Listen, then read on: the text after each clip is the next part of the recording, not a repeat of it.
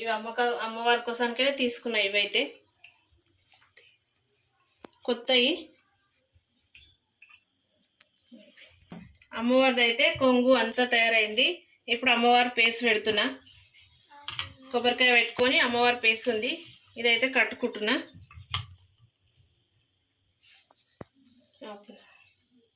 కలశం పెట్టుకోనికైతే ఆవు పెండ తెప్పించిన. ఆవులు ఉంటాయి ఇక్కడ మా దగ్గర, అందుకని ఆవు పెండ తెప్పించిన. లక్ష్మీదేవి ఆవు నుంచే వచ్చింది కదా, అందుకని ఆవు పెండతో చేసుకోవాలి. ఆవు పెండ గలీజ్ అనొద్దు, లక్ష్మీదేవికి ఇష్టం కనుక. అమ్మవారు ఇలానే ఉంటుంది. అలుక్కున్నా కదా, ముగ్గు వేసుకుంటున్నా. ఇప్పుడైతే మెయిన్ ముగ్గే ఏంది మాత్రం పెట్టొద్దు. కలశము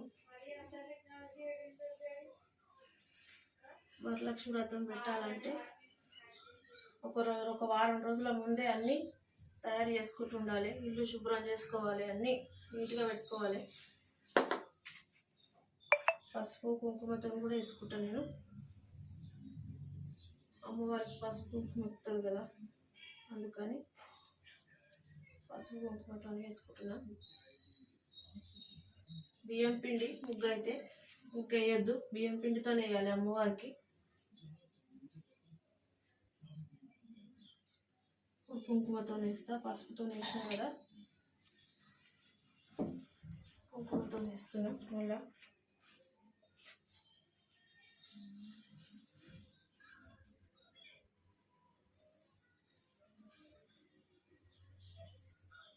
నేనైతే ఒక వారం ముందే ఇవన్నీ ఇల్లు నీట్గా పెట్టుకున్నా.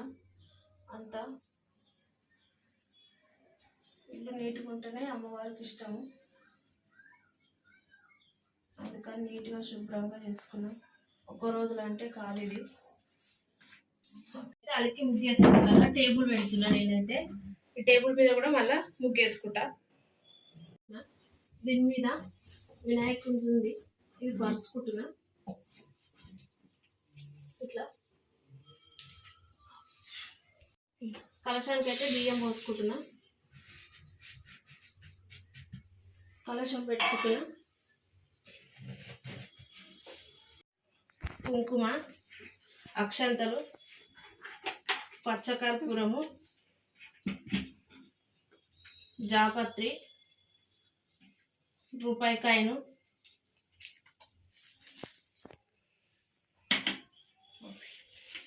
అమ్మవారికి అయితే కొబ్బరికాయకైతే పసుపు రాసుకుంటున్నాను. ఇదైతే నాకు తెలిసినట్టు నేను చేసుకుంటున్నా. అంటే ఇదే ఫస్ట్ టైం కాదు, ఇంతకుముందు కూడా చేసిన నేను. ఇది కలశానికి పసుపు నిండుగా ఉండాలి. కొబ్బరికాయ మొత్తం మంచిగా ఇట్లా బూరు ఉండకుండా నీట్గా చేసుకోవాలి. నైటే చేసిన మా ఆయన అయితే.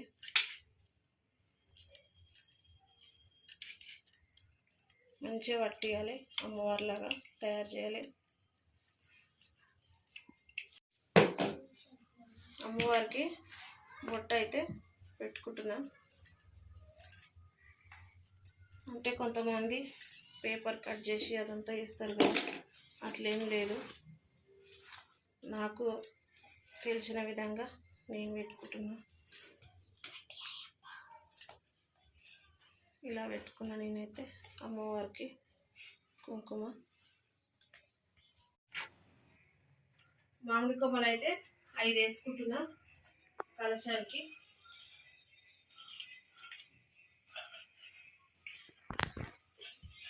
ఇవైతే కలశానికి పెట్టుకుంటున్నా. ఇగో అమ్మవారిలాగా చేసుకున్నా నేనైతే కలశాన్ని. జాకెట్ బట్ట పెడతా.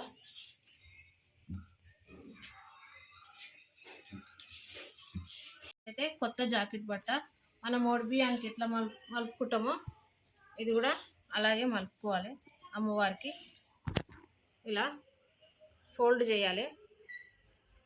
ఇలా చేస్తే కలశం మీదకి వస్తుంది. కలశానికి అయితే జాకెట్ది పీస్ పెట్టుకుంటున్నా. ఇప్పుడు చెంబుకైతే కంకణం కట్టుకుంటున్నా.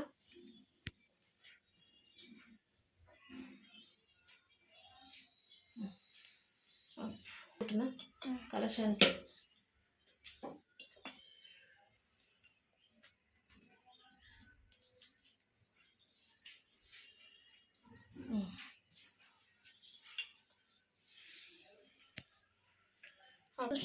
అమ్మవారికి అయితే గాజులు వేస్తున్నాను. చెట్టు గాజులు అమ్మవారిది అయితే ఒక పువ్వు అయితే పెట్టుకున్నా. ఇప్పుడైతే నా దగ్గర ఉన్న సామాన్తోనైతే వెండిది ఒకటి ఉంది అమ్మవారి విగ్రహము, అదైతే పెట్టుకున్నాను. వినాయకుడు ముఖ్యం. ఫస్ట్ ఈ వినాయకుడు ఉంది నా దగ్గర, ఇది పెట్టుకుంటున్నాను. ఏనుగులు ఉన్నాయి, ఇవి పెట్టుకుంటున్నా. అమ్మవారికి ఎంతో ఇష్టం కదా. తామర గింజలు 108, 11, పసుపు కొమ్ములు 11, పగడాలు 108 అన్నీ కొన్ని కొన్ని తెచ్చుకున్నా. ఒక్కలు, చిట్టి గాజులు, ఎండు ఖర్జూరము 5 తీసుకున్నా. అంటే 11 పెట్టవచ్చు అని పెట్టు.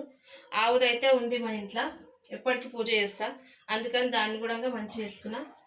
ఇది లక్ష్మీదేవిది వినాయకుడు 2 కలిసి ఉన్నాయి, ఇది కూడా పెట్టుకుంటున్నా.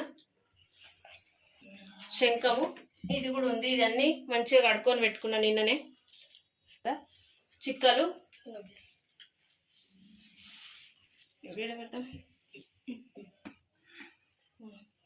రూపాయి కాయిన్స్, ఇవైతే అమ్మవారికి ఇష్టం కదా, అందుకే కాయిన్స్ పెట్టుకున్నాను. చక్రాలు, ఇక పసుపు కుంకుమ, అక్షంతలు. నా దగ్గర ఉన్న సామాన్తోనైతే నేను ఈ విధంగా చేసుకున్నాను. ఇంకేమున్నాయి పెట్టాడా చెప్పిన కరెక్ట్. దీపారాధన చేయండి సార్. ఓం ఉద్దీప్యస్వజాత వేదో భక్తం విరుడ తిమ్మమ పశోగశ్చ మహ్యమావహ జీవనం చ దిశో దిశ సాధ్యం త్రిమూర్తి సంయుక్తం మణిరాయోజితం ప్రియం గృహాణ మంగళం దీపం త్రైలోక్యతిమిరావహ భక్త్యా దీపం ప్రయత్యామి దేవాయ పరమాత్మనే గ్రాహిమాన్నరక ఘోరా దివ్యర్జ్యోతిర్నమోస్తుతే శ్రీ మహాగణాధిపతయే నమః వరలక్ష్మీదేవ్యే నమో నమః. దీపారాధనం కృత్వా దీపాన్ని వెలిగించిన తర్వాత చక్కగా ఆ దీపానికి కాస్త గంధము రాసి కుంకాన్ని బొట్టు పెట్టండి. చాలా మందికి దీపం వెలిగించినప్పుడే బోర్డు అనుమానాలు వస్తూ ఉంటాయి. అయ్యా గురువు గారు ఎన్ని ఒత్తులు వేయాలండి, లేకపోతే ఏ నూనె వేయాలండి? కుదిరితే కనుక ఆవునే మంచిది. సాధ్యం త్రివర్తి సంయుక్తం మణిరాయోజితం ప్రియం గృహాణ మంగళం దీపం త్రైలోక్యతిమిరావహ గణాధిపతయే నమః వరలక్ష్మీదేవ్యే నమో నమః. దీపారాధనం కృత్వా దీపాన్ని వెలిగించిన తర్వాత చక్కగా ఆ దీపానికి కాస్త గంధము రాసి కుంకాన్ని బొట్టు పెట్టండి. చాలా మందికి దీపం వెలిగించినప్పుడే బోర్డు అనుమానాలు వస్తూ ఉంటాయి. అయ్యా గురువు గారు ఎన్ని ఒత్తులు వేయాలండి, లేకపోతే ఏ నూనె వేయాలండి? కుదిరితే కనుక ఆవునే మంచిది, లేదంటే మీ ఇతర నూనెలు ఏదైనా సరే తర్వాత. కాబట్టి ఆవు రైతుతో దీపారాధన చేయడం శ్రేష్టం. కనీసం మనకి శ్లోకంలో చెప్పినట్టుగా సాధ్యం త్రివర్తి, కనీసం 3 ఒత్తులు ఏదైనా వేయాలి, 3 మించి ఏదైనా వేసుకోవచ్చు. చక్కగా రకంగా దీపారాధన చేసిన తర్వాత అనిరుద్ధ పురుషోత్తమ అధోక్షజ నారసింహ అచ్యుత జనార్దన ఉపేంద్ర హరే శ్రీకృష్ణాయ నమః శ్రీకృష్ణ పరబ్రహ్మణే నమో నమః. ఒక పుష్పం తీసుకుని ఆ పసుపు వినాయకుడి మీద నమస్కారం చేయండి. ముందుగా మనం వరలక్ష్మి వ్రతంలో మొట్టమొదట పసుపు వినాయకుడికి పూజ చేయాలి. దురితక్షయద్వారా శ్రీ పరమేశ్వర ప్రీత్యర్థం శుభే శోభనే ముహూర్తే శ్రీ మహావిష్ణురాజ్ఞేయ ప్రవర్తమానస్య అద్య బ్రహ్మణః ద్వితీయ పరార్థే శ్వేత వరాహ కల్పే వైవస్వత మన్వంతరే కలియుగే ప్రథమ పాదే జంబూద్వీపే భరత మనిషే భరత ఖండే అస్మిన్ వర్తమాన వ్యావహారిక చాంద్రమాణేన శ్రీ క్రోధినామ సంవత్సరే. ప్రస్తుతం ఈ వీడియో చేస్తున్నటువంటి ఈ రోజు క్రోధినామ సంవత్సరం కాబట్టి క్రోధినామ సంవత్సరం అని చెప్తున్నాం. మీరు ఏ సంవత్సరం అయితే ఈ యొక్క పూజ చేసుకుంటున్నారో ఆ సంవత్సరం పేరు చెప్పుకోండి. అది మీకు పంచాంగంలో ఉంటుంది, క్యాలెండర్ లో ఉంటుంది, ఎక్కడైనా ఉంటుంది.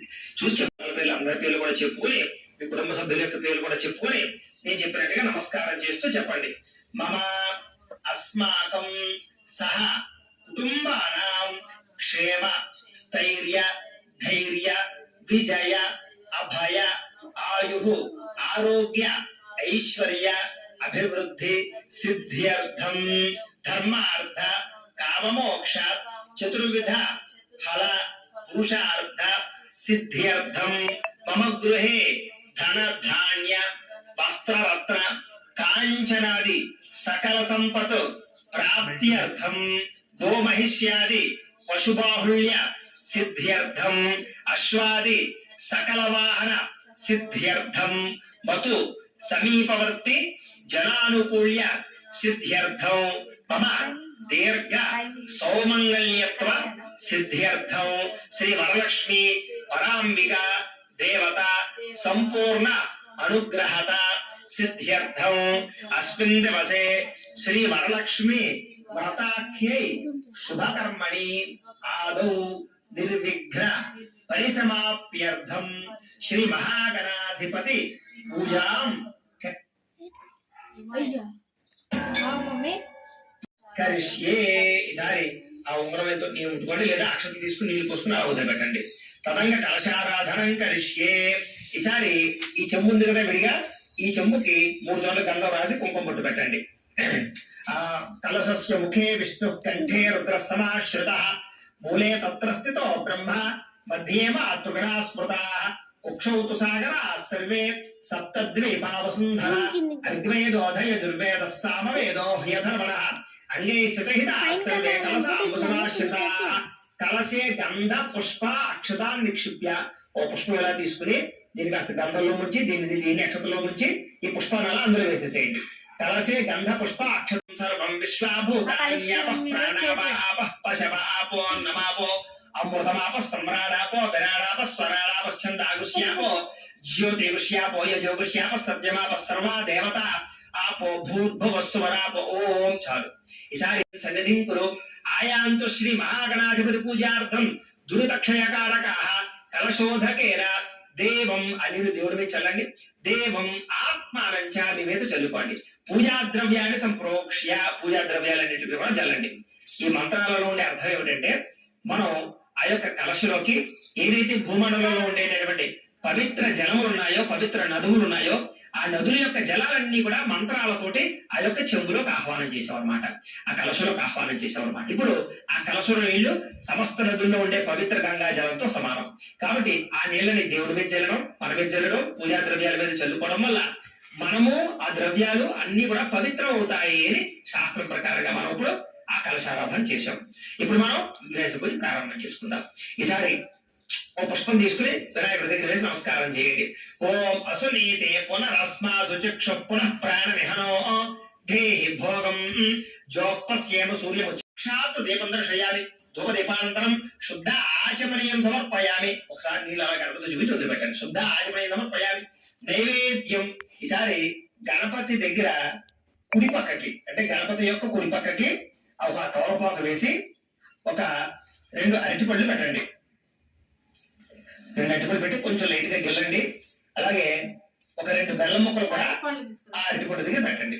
ఆ బెల్లం ముక్కల మీద, ఆ అరటిపళ్ళ మీద ఆ చెంబుల నీళ్లు చల్లండి నైవేద్యానికి.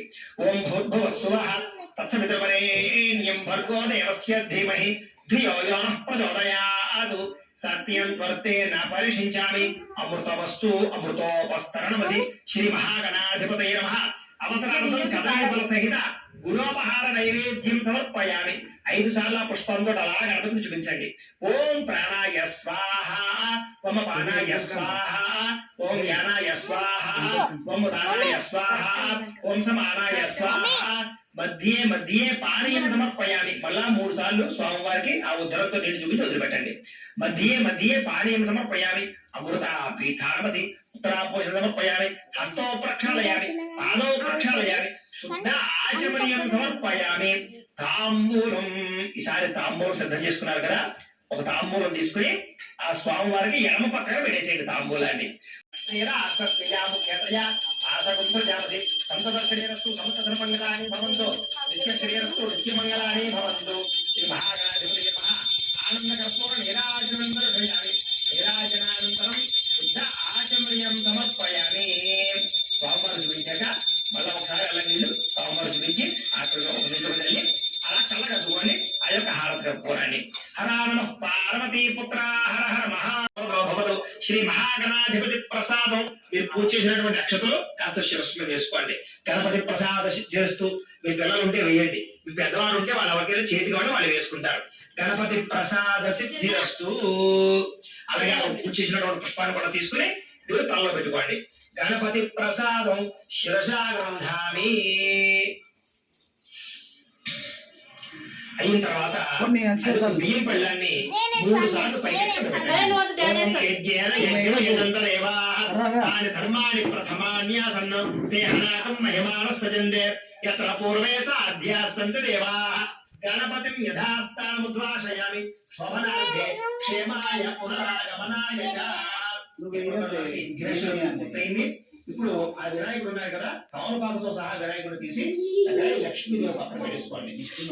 పెట్టేసుకుని తర్వాత గణపతిని ఏం చేయాలంటే పూజ అంతా పూర్తయిపోయిన తర్వాత సత్యం ఓం తత్సవితుర్వరేణ్యం భర్గో దేవస్య ధీమహి ధియో యో ప్రచోదయాత్ ఓమాపో జ్యోతిరసమృతం బ్రహ్మ భూర్భువస్య వరం ఉదయేసి మమ అనుకోండి. యజమాన్యస్య ఉపాత ధృత క్షయద్వారా శ్రీ పరమేశ్వర ప్రీత్యర్థం శుభే శోభనే ముహూర్తే శ్రీ మహావిష్ణురాజ్ఞేయ ప్రవర్తమానస్య అద్య బ్రహ్మణః ద్వితీయపరార్ధే శ్వేతవరాహ కల్పే వైవస్వత మన్వంతరే కలియుగే ప్రథమ పాదే జంబూద్వీపే భరతవర్షే భరతఖండే అస్మిన్ వర్తమాన వ్యావహారిక చాంద్రమాణేన శ్రీ క్రోధినామ సంవత్సర సిద్ధ్యర్థం శ్రీ వరలక్ష్మి పరాంబికా దేవత సంపూర్ణ అనుగ్రహత సిద్ధ్యర్థం అనేన యథాశక్తి వరలక్ష్మి భర్తాఖ్యం కర్మ కరిష్యే. అక్షత తీసుకుని నీళ్ళు పోసుకుని ఆ యొక్క పల్లెలో వదిలిపెట్టేయండి. కూడా అలా పెట్టండి. ఓం యువం వస్త్రాన్ని మేవ సావసాధే యువరక్షద్రామంతమో హస్రకాః అవాచరితమురతావిశ్వత్తేన మిత్రావరణా సచేతే. అలాగే గాజులు ఉన్నాయి కదా, ఈ గాజులు కూడా వేసేసేయండి పైన. ఓం క్షుభ్రవాశామలాంజ్యేష్టామలక్ష్మీర్నాశయామ్యహం అభోదమ సమృద్ధం అలాగే ఓ పుష్పం పైన పెట్టండి. ఓం పుష్పావతి ప్రసోవతే త్వరణేర ఫలావత అశ్వాయువ సజత్వనే నిరుధః పారయిష్టవః. ఈసారి కలస పట్టుకుని ఇక్కడ పెట్టేసేయండి, అమ్మవారి పక్కన పెట్టేసేయండి. ధ్రువంతే రాజా వరుణో ధ్రువం దేవో బృహస్పతి ధ్రువంత ఇంద్రశ్చ అగ్నిశ్చ రాష్ట్రం ధారయతాం ధ్రువం. ఆ కలస మీద నక్షత్రం వేయండి. శ్రీ వరలక్ష్మీ పరాంబికా దేవత స్వరూప కలశమావాహయామి స్థాపయామి పూజయామి తదంగ ప్రతిమా శోధనం కరిష్యే. ఈసారి ఈ ప్రతిమ ఉంది కదా, ఈ ప్రతిమ తీసుకుని ఎడమ చేతిలో పెట్టుకోండి. ఇది రూపు ఉంది కదా వరలక్ష్మి అమ్మవారి యొక్క రూపు, ఆ దాంతో పాటుగా బంగారు. ఈసారి ఆ పూజ చేసినటువంటి పుష్పాన్ని కూడా తమలో పెట్టుకోండి. వరలక్ష్మీ పరాంబికా దేవత శిరసాగ్రంథామి ధారయామి. ఈసారి ఆ తోరణం తీసి కుడి చేతి కట్టుకోండి.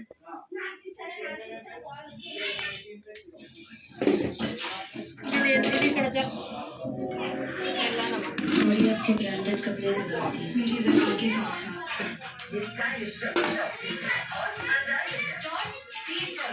और जूते बढ़िया क्वालिटी क्योंकि ब्रांड के एक्स्ट्रा चार्जेस शॉप से डाउनलोड ना.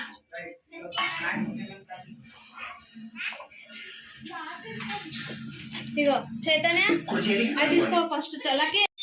సకలేశ్వర్యాన్ని కలగజేసేటటువంటిది, సకల సౌభాగ్యాన్ని కలగజేసేటటువంటిది, అలాగే పుత్ర పౌత్రాభివృద్ధిని కలగజేసేటటువంటిది, దీర్ఘ సౌమంగళ్యత్వాన్ని కలగజేసేటటువంటిది.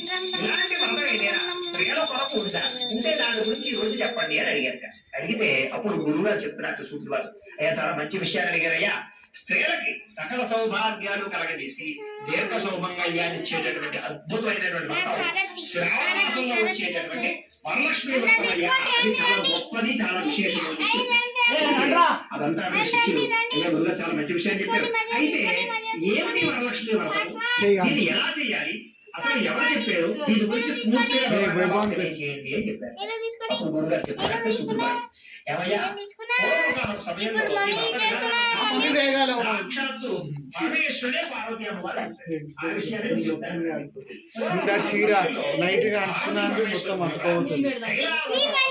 ఆ యొక్క చారుమతి అనేటువంటి స్త్రీ ప్రతిరోజు కూడా పూజ చేస్తున్న కారణం చేత కొంతకాలానికి ఆ చారుమతి అనేటటువంటి స్త్రీకి కళలో సాక్షాత్తు వరలక్ష్మి అమ్మవారు కనపడించారు. కనపడి ఓ చారుమతి, నేను వరలక్ష్మీదేవి, నువ్వు చేసేటటువంటి పూజలు మెచ్చారు,